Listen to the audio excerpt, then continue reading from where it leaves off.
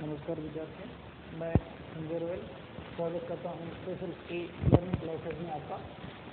आज की class 9 science English medium में सेक्टर 5 सेल जो है इसके बारे में हम पढ़ रहे थे।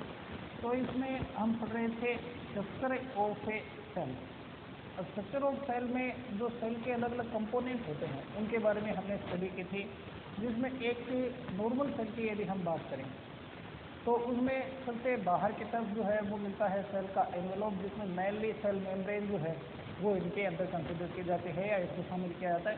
इसके बाहर की तरफ सेल वॉल जो है वो भी प्रेजेंट हो सकती है, कुछ प्लांट सेल या बैक्टीरियल सेल वगैरह जो हैं या फिर फंगल सेल जो है उनमें सेल वॉल भी प्रेजेंट होती है। लेकिन मेनली यदि हम देखें तो एक तो सेल मेम्ब्रेन के बाद में इसके अंदर मिलता है साइटोप्लाज्म, जिसके बारे में स्टडी हम बाद में करेंगे। और इसमें हम पढ़ रहे थे इसका जो सेकेंड पार्ट है न्यूक्लियस, इसकी स्ट्रक्चर हमें पढ़ रहे थे। तो इसमें हमें पढ़ रहे थे न्यूक्लियस। अब न्यूक्लियस के बारे में यदि हम बात करें तो न्यूक्लियस जो है वो एक डबल मेम्ब्रेन बाउंड ऑर्गेनेल्स की तरह से होता है। इनके अंदर यदि हम देखें, इसको थोड़े बड़े रूप में देखें एक न्यूक्लियस को, तो एक न्यूक्लियर की स्ट्रक्चर जो है, एक न्यूक्लियस जो है उसकी स्ट्रक्चर लगभग इस प्रकार की होती है, जो नॉर्मली यदि देखा जाए तो ओवल शेप्ड या फिर स्फेरिकल स्ट्रक्चर जो है वो शो करता है। इसमें एक न्यूक्लियस जो है उसमें भी मेनली 4 कंपोनेंट जो हैं वो शामिल किए जाते हैं। इनमें एक कंपोनेंट जो है वो है बाहर की एक मेम्ब्रेन। एक न्यूक्लियस जो है उसके चारों ओर एक डबल मेम्ब्रेन लेयर जो है वो मिलती है, जिसको हम न्यूक्लियर मेम्ब्रेन जो है वो कहेंगे। तो एक तो इसमें न्यूक्लियर मेम्ब्रेन होते हैं, ये न्यूक्लियर मेम्ब्रेन इसका पहला पार्ट हो गया। इसके बाद में दूसरा जो इसका पार्ट है वो है अंदर का सारा पार्ट। ये जो अंदर का भाग है ये बनाता है न्यूक्लियोप्लाज्म। फिर इसके बाद में एक और विशेष स्ट्रक्चर जो है वो इसमें देखने में आती है, जो एक डेंस पार्ट होता है न्यूक्लियस के अंदर दिखाई देता है, जिसको कहा जाता है न्यूक्लियोलस। और अंतिम जो इसका पार्ट है वो है इसमें एक थ्रेड लाइक स्ट्रक्चर का मिलना, जिसको हम कहेंगे क्रोमेटिन। क्रोमेटिन जो नॉर्मली सेल जब डिवाइड नहीं होते हैं तब ये इस क्रोमेटिन फॉर्म में होता है, थ्रेड लाइक स्ट्रक्चर के रूप में होता है। बाकी जब सेल डिवाइड होते हैं तो यही क्रोमेटिन जो है वो ऑर्गेनाइज होकर क्रोमोसोम का फॉर्मेशन करता है। तो इसके 4 अलग अलग पार्ट हो गए। अब इसमें पहला पार्ट जो है वो क्या है, न्यूक्लियर मेम्ब्रेन। न्यूक्लियर मेम्ब्रेन जो है इसकी कुछ खास बातें जो हैं या स्पेशल फीचर जो हैं इनको ध्यान में रखना है। पहले ये एक डबल मेम्ब्रेन होती है। तो ये एक डबल मेम्ब्रेन है जिसमें बाई लेयर स्ट्रक्चर जो है वो मिलती है, 2 लेयर्स जो हैं वो इसमें मिलते हैं। और दोनों लेयर के बीच में, दोनों लेयर जो है उसमें एक आउटर न्यूक्लियर मेम्ब्रेन, एक इनर न्यूक्लियर मेम्ब्रेन, और दोनों न्यूक्लियर मेम्ब्रेन जो है इनके बीच में इंटर मेम्ब्रेनल स्पेस या इंटर न्यूक्लियर मेम्ब्रेनल स्पेस जो है वो प्रेजेंट होता है। इसमें न्यूक्लियर मेम्ब्रेन जो है, इसमें न्यूक्लियर मेम्ब्रेन के अंदर यदि हम देखें तो इसमें जगह जगह पर पोर मिलते हैं, जिनको न्यूक्लियर पोर्स जो है वो कहा जाता है। न्यूक्लियर पोर्स ये ऐसे पार्ट हैं जो न्यूक्लियर मेम्ब्रेन के बीच बीच में पाए जाते हैं, और ये न्यूक्लियर पोर जो हैं वो एक तरह से जोड़ने का काम करते हैं न्यूक्लियोप्लाज्म और साइटोप्लाज्म को। यहाँ न्यूक्लियोप्लाज्म है और यहाँ साइटोप्लाज्म है। तो साइटोप्लाज्म और न्यूक्लियोप्लाज्म आपस में जुड़े रहते हैं किसके थ्रू, न्यूक्लियर पोर के थ्रू। न्यूक्लियस में मिलने वाला न्यूक्लियोप्लाज्म और उसमें जो क्रोमेटिन मिलता है उसके द्वारा उसमें बाद में आरएनए का फॉर्मेशन होता है, और उसके थ्रू वो साइटोप्लाज्म में होने वाली जो भी बायोलॉजिकल एक्टिविटीज या प्रोसेसेस होते हैं उनको कंट्रोल करता है। तो कंट्रोल करने के लिए साइटोप्लाज्म और न्यूक्लियोप्लाज्म का आपस में जो कॉन्टेक्ट है वो जरूरी होता है, और वो कॉन्टेक्ट इन न्यूक्लियर पोर के थ्रू से होता है। इसके बाद में दूसरी चीज़ जो है वो इसमें न्यूक्लियोप्लाज्म है। न्यूक्लियोप्लाज्म जो है इसमें साइटोप्लाज्म की तरह से ही ये होता है, लेकिन इसमें मेन पार्ट जो है, मेन पार्ट वही वाटर जो है वो इसका मेन कंपोनेंट होगा। इसके अलावा इनमें प्रोटीन और आरएनए जो हैं वो शामिल होते हैं। इसके अलावा कुछ और कंपोनेंट जैसे मिनरल्स वगैरह या साल्ट वगैरह जो हैं वो भी इनमें प्रेजेंट होते हैं। एक और पार्ट है इसका न्यूक्लियोलस। न्यूक्लियोलस एक विशेष स्ट्रक्चर है, एक डेंस स्पोर्ट लाइक स्ट्रक्चर ये होते हैं। और ये डेंस स्पॉट जैसी जो स्ट्रक्चर है इसको खोजा था सबसे पहले फोंटाना ने। तो फोंटाना पहले साइंटिस्ट थे जिन्होंने इस न्यूक्लियोलस की खोज की थी। Nucleolus, number of nucleolus in A nucleus can be 1 और मोर देन 1। एक या एक से ज़्यादा न्यूक्लियोलस जो हैं वो इनमें प्रेजेंट हो सकती हैं। इसके अलावा मेन चीज़ जो इसमें आती है या इसका जो मेन कंपोनेंट है वो है क्रोमेटिन, या फिर इसको हम हेडिंग के रूप में लिख सकते हैं क्रोमोसोम के रूप में भी। तो क्रोमेटिन या क्रोमोसोम जो हैं वो इनमें प्रेजेंट होते हैं। अब क्रोमेटिन या क्रोमोसोम ये दोनों एक ही चीज़ें हैं, हालांकि इनकी जो स्ट्रक्चर है, शेप है, वो अलग अलग दिखाई देती है और इनकी प्रेजेंस जो है वो सेल की अलग अलग स्टेज में शो होती है। क्रोमेटिन जब सेल नॉर्मल स्टेट में होती है, व्हेन सेल नॉट डिवाइडिंग, जब ये सेल जो है वो डिवाइडिंग स्टेट में नहीं होती तो उसमें क्रोमेटिन जो है वो दिखाई देगा। ये क्रोमेटिन जो है वो नॉर्मली डीएनए और प्रोटीन का बना हुआ पार्ट होता है, जो नॉर्मली थ्रेड लाइक स्ट्रक्चर, ये एक धागे जैसी स्ट्रक्चर जो है वो होती है, जो नॉर्मली स्ट्रेन करने पर ये पिंक कलर की दिखाई देती है। तो पिंक कलर्ड स्ट्रक्चर जो है या pink coloured thread like structure के रूप में जो है वो क्रोमेटिन दिखाई देता है। और ये कंपाउंड होता है किससे? डीएनए एंड प्रोटीन, डीएनए और प्रोटीन से मिलकर ये बना होता है। प्रोटीन इसमें स्पेशल टाइप के होते हैं जिनको हिस्टोन प्रोटीन कहा जाता है। यही क्रोमेटिन जो है वो जब सेल डिवाइडिंग फेज में आती है, यानी सेल जब डिवाइडिंग या सेल डिवीज़न की जब हम बात करें, जब सेल डिवीज़न होता है तो सेल डिवीज़न फेज या स्टेट जब आती है तो ये क्रोमेटिन जो है वो टूटकर ऑर्गेनाइज्ड हो जाता है और ये बनाता है थ्रेड लाइक स्ट्रक्चर की जगह रोड शेप्ड स्ट्रक्चर, ये छड़ जैसी संरचनाएं बनाता है। और उस समय ये जो सेल है इसमें ये जो क्रोमेटिन है वो क्रोमोसोम के रूप में यूं दिखाई देता है। बड़े रूप में यदि हम देखें तो इसकी स्ट्रक्चर यूं दिखाई देगी, जो डेंस बार बॉडीज, बार लाइक स्ट्रक्चर के रूप में या रोड शेप्ड स्ट्रक्चर के रूप में ये शो होता है। इन्हीं को हम कहते हैं, इन्हीं को कहेंगे क्रोमोसोम। तो क्रोमोसोम जो है वो इसका एक स्पेशल पार्ट होते हैं या फिर इसका एक स्पेशल हिस्सा होते हैं जो इसमें फॉर्मेशन करते हैं किनका? रोड शेप्ड स्ट्रक्चर का। और ये क्रोमोसोम जो है वो बने होते हैं डीएनए और प्रोटीन के। अब डीएनए या क्रोमोसोम का यदि हम कार्य देखें या फंक्शन देखें तो ये क्या करते हैं? इनहेरिटेंस को करते हैं जेनेटिक कैरेक्टरिस्टिक्स का from a mother cells to new cells या from parental cells to offspring cells. तो सेल डिवीजन के समय एक सेल से दूसरी सेल में या एक जनरेशन से दूसरी जनरेशन में जो कैरेक्टरिस्टिक्स आगे इनहेरिटेंस शो करते हैं, वो इनहेरिटेंस का काम जो है वो कौन करता है? ये डीएनए करता है, या कह सकते हैं डीएनए मिलकर जो क्रोमेटिन या क्रोमोसोम्स बनाता है वो करता है। नंबर ऑफ क्रोमोसोम्स जो है वो स्पीशीज के अकॉर्डिंग अलग अलग सेल्स में अलग अलग होंगे। जैसे एक नॉर्मल ह्यूमन सेल जो होते हैं उनमें नंबर ऑफ क्रोमोसोम जो है वो टोटल होते हैं 46। तो 46 क्रोमोसोम जो है वो उसमें प्रेजेंट होते हैं, जो एक पीढ़ी से दूसरी पीढ़ी में इन्हें लक्षणों को, कैरेक्टरिस्टिक्स, जेनेटिक कैरेक्टरिस्टिक्स को आगे से आगे पहुंचाने का काम करते हैं। यानी एक ह्यूमन बीइंग की यदि हम बात करें तो ह्यूमन बीइंग में मानव की जो संतान है वो मानव के जैसी ही दिखती है।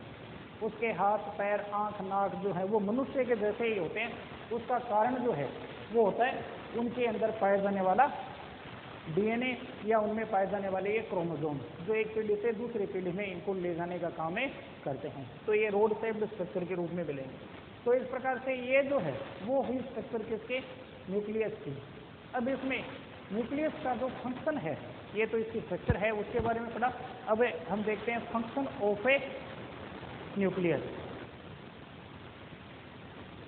तो बात करें फंक्शन ऑफ ए न्यूक्लियस, इसके बारे में यदि हम देखें तो फंक्शन ऑफ न्यूक्लियस, न्यूक्लियस का क्या फंक्शन होता है? तो पहली चीज यदि हम देखें तो न्यूक्लियस जो है इनको कहा जाता है कंट्रोलिंग सेंट्रे ऑफ ए सेल। या कंट्रोलिंग टावर ऑफ सेल जो है वो न्यूक्लियस को कहा जाता है, क्योंकि ये एक सेल में होने वाले जो भी बायोलॉजिकल प्रोसेसेस होते हैं, बायोलॉजिकल प्रोसेसेस को ये कंट्रोल करता है। तो it's control all the biological processes which occurs in a cell that are controlled by the nucleus. So nucleus is called the controlling center of the cell. इसके अलावा इसके अंदर यदि हम और इसका रोल देखें तो एक इसका इम्पोर्टेंट फंक्शन जो है वो ये होता है कि ये एक सेंट्रल रोल जो है वो निभाता है, या इसकी एक केंद्रीय भूमिका जो है वो होती है किसी भी सेल के अंदर एक सेलुलर रिप्रोडक्शन में। तो central role plays in a cellular reproduction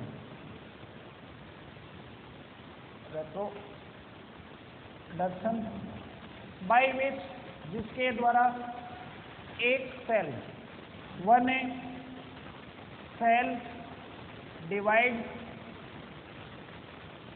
and produce, वो उत्पन्न करते हैं 2 न्यू सेल। एक विशेष प्रोसेस जो है वो होती है, जैसे शुरुआत में हमने सेल थ्योरी जो है उसमें पढ़ा था, रुडोल्फ विर्चोव जो है उन्होंने बताया था कि नई सेल जो है उनका फॉर्मेशन या उनका ओरिजिन जो है वो ओल्ड सेल से होता है, जो पहले से प्रेजेंट सेल होते हैं उनसे होता है।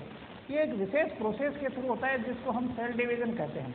इस सेल डिवीजन में ये जो एक सेल है, पुरानी सेल या ओल्ड सेल जो है जिसको हम मदर सेल कहेंगे, ये मदर सेल जो है वो डिवाइड होते हैं और ये डिवाइड होकर 2 नई सेल का प्रोडक्शन करती है या 2 नई सेल जो है वो बनाती है, जिनको हम ऑफस्प्रिंग सेल कहेंगे। ये ऑफस्प्रिंग सेल जो है वो फिर आगे दोबारा फिर से डिवाइड होती है। अब यहाँ पर ये जो प्रोसेस है इसको सेलुलर रिप्रोडक्शन भी कहते हैं, क्योंकि सेल जो है वो रिप्रोड्यूस होकर एक ऑफस्प्रिंग सेल जो है उनका फॉर्मेशन करती है। ये जो पूरी प्रोसेस है ये कंट्रोल में होते हैं न्यूक्लियस के, क्योंकि एक सेल का जब डिवीजन होता है और वो सेल 2 सेल में डिवाइड होती है तो उसमें पहले सेल डिवीजन से पहले उसका जो न्यूक्लियस है उसका डिवीजन होगा, और एक न्यूक्लियस डिवाइड होकर क्या करता है 2 न्यूक्लियस बनाता है, या फिर न्यूक्लियस का जब साइज या इसकी डेंसिटी बढ़ती है तभी जाकर क्या होता है सेल डिवीजन जो है वो उत्पन्न होता है। तो सेल डिवीजन जो है उसका जो कंट्रोल है उसमें पूरी जो भूमिका है या उसमें जो सेंट्रल रोल प्ले करता है वो कौन सा पार्ट होता है सेल का, एक उसका न्यूक्लियस। एक और जो इम्पोर्टेंट फंक्शन जो है इसका वो है कि ये डिटरमाइन करता है, determine the development and exhibition of cell. ये सेल का जो विकास है, एक सेल जो है वो किस प्रकार से डेवलप होगी, किस रूप में वो डेवलप होगी, आगे जाकर वो कौन सी फॉर्म शो करेगी, उसके क्या फंक्शन होंगे, उसके जो स्पेशल फंक्शन है, उसकी जो स्पेशल शेप होती है, स्ट्रक्चर होती है, या उसके जो भी विशेष कार्य वगैरह होते हैं, और वो अपने आप को एग्जिबिट कैसे करती है, उसका जो एग्जीबिशन है वो किस प्रकार से होता है एनवायरनमेंट के साथ में। तो एनवायरनमेंट के अकॉर्डिंग एक सेल जो है वो अपने आप को क्या करती है, चेंज करती है, उसमें बदलाव वगैरह जो है वो आते रहते हैं। जैसे हेयर फॉलिकल सेल्स जो है वो क्या करते हैं, हेयर रूट का फॉर्मेशन करते हैं और उनके कारण से हेयर जो है वो उत्पन्न होते हैं या बढ़ते हैं। नॉर्मली देखा जाए तो उनका कलर जो है वो कैसा होता है, ब्लैक कलर होता है, लेकिन कई बार उम्र के साथ या एजिंग के साथ साथ बस जो कलर है हेयर का वो वाइट होने लगता है। तो उसमें एज के अकॉर्डिंग उस सेल ने अपने आप को, एज वहाँ पर एनवायरमेंटल फैक्टर का ही काम कर रहा है, उसके अकॉर्डिंग सेल ने अपने आप को क्या कर दिया, ट्रांसफॉर्म कर लिया। या इसी तरह से प्लांट्स वगैरह जो हैं उनके अंदर हम बात करें, जब वो वेजिटेटिव फेज में होते हैं तो उनमें लीव्स वगैरह बढ़ती रहती हैं, नई जो ब्रांचेज वगैरह हैं वो डेवलप होते रहते हैं। लेकिन एक स्टेज जो है वो ऐसी आती है जिसमें जाकर एक प्लांट जो है उसकी हाइट या वेजिटेटिव ग्रोथ जो है वो तो रुक जाती है और वो रिप्रोडक्टिव फेज में इंटर होती है, तो उसमें फ्लावर वगैरह का फॉर्मेशन होने लगता है। तो कब एक सेल जो है वो फ्लावर का फॉर्मेशन करेगी, कब एक सेल जो है वो शूट का फॉर्मेशन करेगी, ये जो सारा निर्धारण है, ये जो सारा डिटर्मिनेशन है, ये डिटर्मिनेशन जो है वो भी कौन करता है, एक न्यूक्लियस, उस सेल का न्यूक्लियस जो है उसका ये काम होगा। तो it determines the development and exhibition of cell with environmental relation, यानी पर्यावरण के साथ एक सेल का क्या संबंध रहेगा, वो किस प्रकार से अपने आप को शो करेगी, किस प्रकार से अपनी फंक्शनिंग को कंट्रोल करेगी, चेंज करेगी, ट्रांसफॉर्म करेगी, वो सारा जो है वो भी किसके नेतृत्व में होता है, या उसको डिटरमाइन जो है वो कौन करता है, न्यूक्लियस करता है। तो सेल में होने वाले सभी बायोलॉजिकल प्रोसेस को ये कंट्रोल करता है, इसलिए कंट्रोलिंग सेंटर है। इसके अलावा इसका सेंट्रल रोल जो है वो होता है किसमें, सेलुलर रिप्रोडक्शन में, by which one cell divide and produce two new cell. इसके अलावा determine the development and exhibition of cell with environmental relation. इसके अलावा एक और इसका जो फंक्शन है वो हम देखें तो ये सेल जो है, इस सेल में जो न्यूक्लियस है, इस न्यूक्लियस में क्या मिलते हैं, क्रोमोसोम्स, और क्रोमोसोम्स के बारे में हमने पढ़ा है। क्रोमोसोम्स जो है वो इनहेरिटेंस द जेनेटिकली या genetic characteristics of a living या ऑफ ए स्पीसीज कर सकते हैं। तो कोई भी स्पीसीज जो है वो अपनी जेनेटिक कैरेक्टरिस्टिक्स जो है उनको क्या करती है, एक जनरेशन से दूसरी जनरेशन में पहुंचाने का काम करती है, या ट्रांसफर करती है अपने जेनेटिक कैरेक्टरिस्टिक्स को parental cell to daughter cell, या parental cell to offspring, one generation to next generation. ये सारी प्रोसेस जो है इसको इनहेरिटेंस ऑफ कैरेक्टरिस्टिक्स कहते हैं। और इस इनहेरिटेंस का कंट्रोल जो है, या इस इनहेरिटेंस के लिए जो रिस्पॉन्सिबल सब्सटेंस होता है वो होते हैं क्रोमोसोम्स, या फिर कह सकते हैं क्रोमोसोम्स में मिलने वाला डीएनए। और इस डीएनए की जो एक यूनिट होती है जो एक जेनेटिक कैरेक्टरिस्टिक्स को क्या करती है, इनहेरिटेंस करती है, या इनहेरिडिटी उसकी शो करती है, उसको कहा जाता है जीन। तो chromosomes has more than one gene या मैनी जीन दैट कंट्रोल या that inheritance that responsible for the inheritance of genetic characteristics from a one generation to next generation। तो स्पीसीज जो है उनका जो आगे पूरा अस्तित्व बना रहता है, या स्पीसीज अपने आप को बनाए हुए रखते हैं, उनके लिए रिस्पॉन्सिबल जो है वो क्रोमोसोम होता है या फिर डीएनए होता है।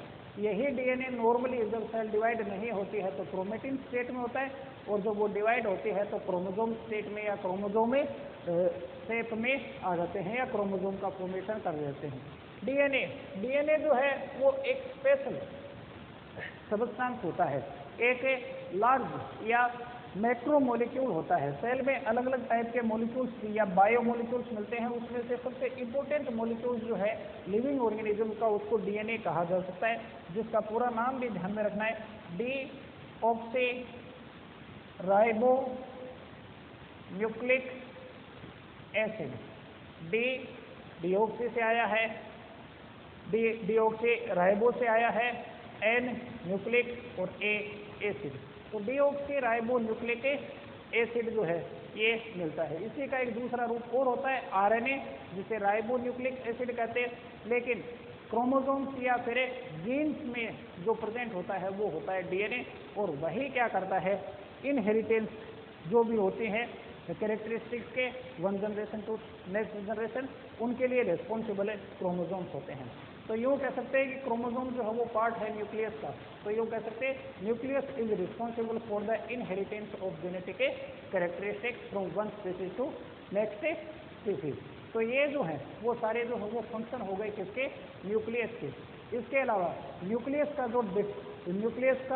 जो एक और इम्पोर्टेंट फैक्टर होता है वो है, इसमें डीएनए से आरएनए का फॉर्मेशन होता है, और उससे बाद में जाकर वो जब साइटोप्लाज्म में आते हैं तो वो कंट्रोल करते हैं बायोलॉजिकल प्रोसेस को। लेकिन वो चीज़ जो है वो हमने पहले पॉइंट में पढ़ ली, इसीलिए इसको कंट्रोलिंग सेंटर जो है वो कहा जाता है। तो ये एक सबसे इम्पोर्टेंट न्यूक्लियस जो है वो यूँ मान सकते हैं कि सेल का सबसे इम्पोर्टेंट साइटो ऑर्गेनेल्स होता है। हालांकि इसको साइटो ऑर्गेनेल से अलग कंसिडर करते हैं, लेकिन इम्पोर्टेंट फैक्टर या इम्पोर्टेंट पार्ट होता है एक सेल का, जो सेल की सारी प्रोसेसेस वगैरह को डिटरमाइन करता है, उनको वो कंट्रोल करता है, इसलिए इसे कंट्रोलिंग सेंटर कहा जाता है। जैसे कोई भी वर्किंग प्लेस वगैरह जो है उसको कंट्रोल करने के लिए एक स्पेशल ऑफिस जो है वो बना हुआ होता है, जहाँ पर रहने वाले जो ह्यूमन बॉडीज वगैरह होते हैं वो उनमें होने वाले जो भी वर्किंग वगैरह वो कंट्रोल करते हैं। वैसे ये भी क्या करता है, कंट्रोलिंग सेंटर की तरह से काम करेगा। तो इसके बारे में हमने पढ़ा। अब इसके बाद में हम कल अगली जो नेक्स्ट क्लास है उसमें हम इसका जो थर्ड पार्ट है साइटोप्लाज्म, इस साइटोप्लाज्म के बारे में पढ़ेंगे। और साइटोप्लाज्म के बाद में साइटोप्लाज्म में होने वाली जो भी बायोलॉजिकल एक्टिविटीज़ हैं उनके लिए रिस्पॉन्सिबल जो भी साइटो ऑर्गेनेल्स होते हैं, माइटोकॉन्ड्रिया, ER वगैरह जो हैं उनके स्टडी करेंगे। तो आज की क्लास में इतना ही, धन्यवाद।